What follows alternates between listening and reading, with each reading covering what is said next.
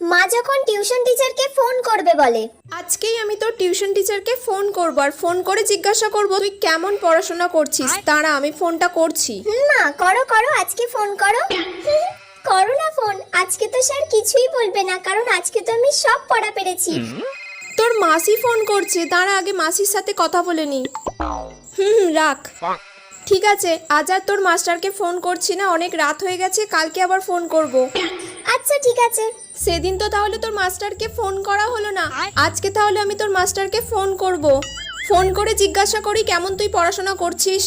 এই রে, আজকেই মা ফোন করবে আর আজকেই আমি পড়াটা স্যারের কাছে পারলাম না। আজকে যদি স্যারকে ফোন করে আমি শেষ। হ্যালো, হ্যাঁ স্যার, ও তাহলে কেমন পড়াশোনা করছে? আজকে কোনো বইয়ের পড়া পারেনি। ও পড়া পারেনি আজকে? না, আমি কান ধরে বাইরে বের করে দিয়েছিলাম। ঠিক আছে, আপনি রাখুন।